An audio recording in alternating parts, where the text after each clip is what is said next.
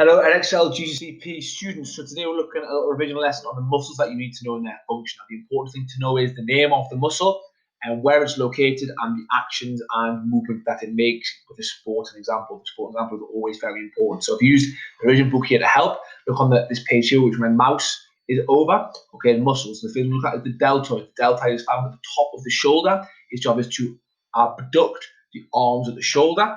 Okay, so abduction.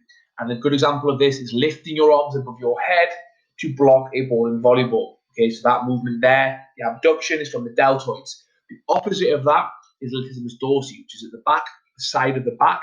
Its job is to adduct the arm, okay, so and also rotate at the humerus. Now, on the opposite of that, bringing the arms back to the side after a straight jump in trampolining. So my arms would be, the deltoids would abduct them here, and then the latissimus dorsi would adduct them back down. Two more muscles we need to know. The pectoralis major, or the pecs, as it's commonly known, but the pectoralis major is found at the front of the chest, okay, just here, okay, and its job is to adduct the arm at the shoulder. And the follow through from a forehand driving tennis would be a good example of that. So as you follow through with the arm, like a tennis shot, that would be the adduction of the pectoralis major. Another one we need to know is the external obliques, which is found at the sides of the abdominals, and they are responsible for creating rotation in the core. Okay, so we see anything where you're twisting your core, we'll use your obliques. A good example of this would be rotating the trunk while throwing a javelin. Okay, also something like a spin, for example, in ice skating when you're spinning on the spot, and a pivot in basketball. These things would also require the external obliques. A little exam question at the bottom. And name the movement that occurs when the deltoid contract, and give us sporting examples. We just said there, abduction occurs, and an example could be a goalkeeper raising their arms to make a save, or could the example was given before about lifting the arms for a volleyball block, etc. Okay, going to our next page. We'll take a few seconds to load up. As it's loading up, a bit quicker actually, we're looking at antagonistic pairs of muscles. Now, the antagonistic pairs of muscles are muscles that work in pairs to create movement.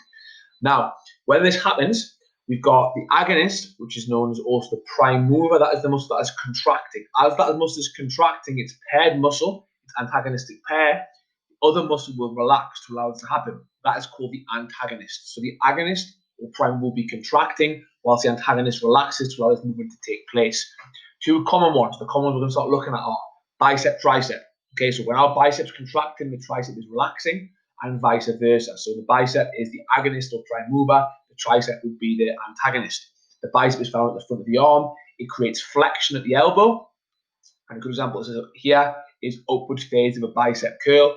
Another example that could be an underarm ball in bowling, like 10-pin bowling, when the bicep contracts and the elbow flexes. On the reverse of that, the triceps is found at the back of the upper arm, extends with the arm at the elbow. So this movement here, the extension.